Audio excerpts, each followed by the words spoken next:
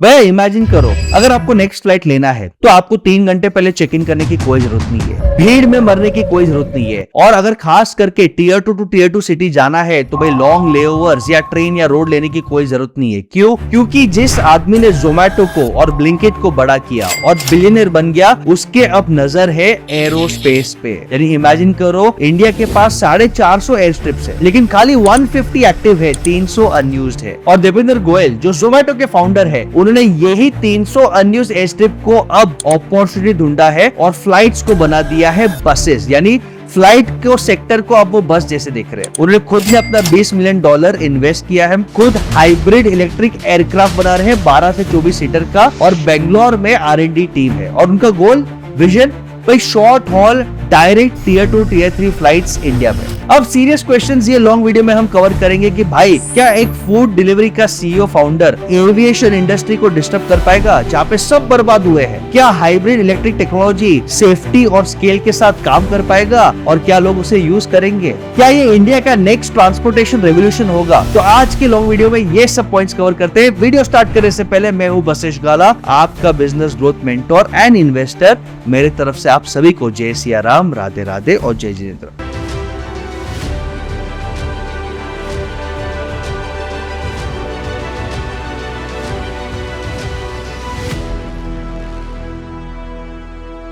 Video start करते हैं first topic के साथ कि फूड टेक से एरोटेक क्यों। भाई 15 साल जोमेटो को रन करने के बाद, ब्लिंकिट को अक्वायर करने के बाद, आज वो फूड डिलीवरी ऐप और क्विक कॉमर्स के बेताज बादशाह है और टाइमिंग के मास्टर है। 1.4 बिलियन ऑर्डर्स उन्होंने एग्जीक्यूट किया है। तो दीपेंद्र गोयल साहब सेफ खेल सकते थे कि भाई इसमें ही और फंड रेज करूं, मेरी लिस्टेड कंपनीज है, ब्लिंकिट का लिस्टिंग करूं, पैसे कमाओ। लेकिन उनकी विजन और अग्रेसिव है और ये सीखने जैसी बात है कि जब समय अच्छा होता है तो स्लो स्टेडी स्मार्ट आप अपने आप को इन्वेस्ट करिए और बिजनेस ढूंढिए और अच्छा अपॉर्चुनिटी ढूंढिए। और प्रॉब्लम को जब उन्होंने देखा तो उन्होंने क्या प्रॉब्लम देखा कि direct affordable short hall flights India में है ही नहीं। और ये प्रॉब्लम को सॉल्व करने के लिए उन्होंने सोचा कि रांची से सूरत आज 20 घंटा लगता है रोड और ट्रेन से, कोई डायरेक्ट फ्लाइट है नहीं। बट क्या मैं वहां पे अफोर्डेबल डायरेक्ट फ्लाइट डाल दूं जो 24 जन बैठ पाए, 1-2 घंटे में वो ट्रैवल कर पाए? यही विजन के साथ उन्होंने को फाउंड किया लैट एरोस्पेस 2025 में एक्स जोमेटो सीईओ सुरभि दास के साथ। यहाँ पे एंटरप्रेन्योर्स को सीखने की बहुत इंपॉर्टेंट लेसन है कि भाई आपके टीम में से कोई छोड़ के जाए या लीडर भी छोड़ के जाए, उनके साथ अच्छा व्यवहार रखो, रिलेशन रखो, आप नया बिजनेस उनके साथ एज अ पार्टनर कर सकते हो। अहा मोमेंट है। तो इमेजिन करो, इनका विजन बहुत क्लियर है, 12 से 24 सीट हाइब्रिड इलेक्ट्रिक प्लेन्स सिर्फ टियर 2 टियर 3 कनेक्टिविटी को सुधारने के लिए, क्योंकि ये नया इंडिया है, एस्पिरेशनल इंडिया है। और ये विजन पे उनका बहुत सीरियस इंटेंट है। खुद के $20 मिलियन उन्होंने दाव लगाए, यानी he is painting his money on this, और टोटल $50 मिलियन रेज किए। अब हम अंडरस्टैंड करते हैं कि भाई इंडिया का इंफ्रास्ट्रक्चर क्या है। तो इंडिया में 450 एयर स्ट्रिप्स है, लेकिन सिर्फ 150 ही एक्टिव है कमर्शियल यूज के लिए। 300 एयर स्ट्रिप्स है टाउन, नांदेड़, सालेम, भागलपुर, लेकिन वो अनयूज्ड है। क्यों? क्योंकि ट्रेडिशनल जेट जो है एयरबस 320, बोइंग 737, वो शॉर्ट रनवेज के लिए यूज्ड है ही नहीं, और वहां पे उतना वॉल्यूम ही नहीं कि उन्हें 500-200 पैसेंजर्स मिले। वहां पे वॉल्यूम भी कम है, इसके लिए वहां पे कोई एयरपोर्ट यूज ही नहीं कर रहा, और बड़े बड़े कंपनी जैसे इंडिगो है वो वहां पे जा नहीं रहे हैं। लैट का सोल्यूशन बहुत सिंपल है, ये एग्जिस्टिंग एयर स्ट्रिप्स को रीएक्टिवेट कर दो। डिप्लॉय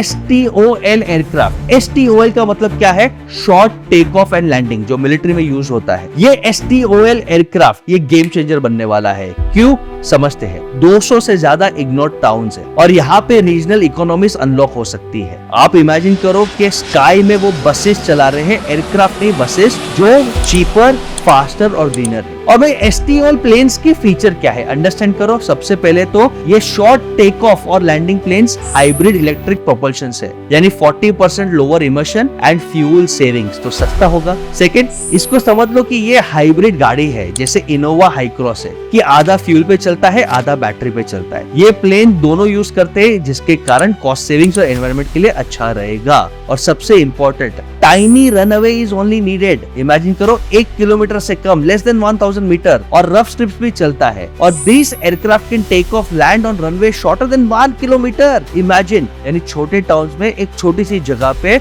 अचानक फ्लाइट चालू हो सकते हैं। टर्न अराउंड टाइम क्विक है क्योंकि 24 जन ही जा रहे हैं, फटाफट उतरेंगे, फटाफट आएंगे, यानी आपका बोर्डिंग और टेक ऑफ एक्सपीरियंस बहुत स्मूथ होगा। ट्रेडिशनल प्लेन्स को बहुत टाइम लगता है बिटवीन फ्लाइट, क्रू चेंज होता है, सफाई होता है, फ्यूल भरते हैं, बोर्डिंग होता है, सिक्योरिटी होता है। भाई ये प्लेन्स फास्ट टर्न अराउंड के लिए डिजाइन है, इसके कारण टिकट कॉस्ट लो रहेंगे और एसेट यूटिलाइजेशन, प्लेन का फ्रीक्वेंसी फास्ट रहेगा। कोई बड़ा टर्मिनल नहीं, कोई बोर्डिंग गोट नहीं, सिर्फ walk in with a bag, basic security और चढ़ जाओ। यानी 3 घंटे पहले नहीं, आप 40 मिनट पहले आ जाओ तो भी आपका काम हो जाएगा। और टारगेट रूट्स है भाई 1500 किलोमीटर रेडियस के अंदर ही, जैसे इंदौर नागपुर, रांची पटना, जयपुर भोपाल, और इनका गोल है लॉन्च करने का 2026 में, और मुझे लगता है वो सफल होंगे। अब अंडरस्टैंड करते हैं कि भाई एरोस्पेस अब क्यों।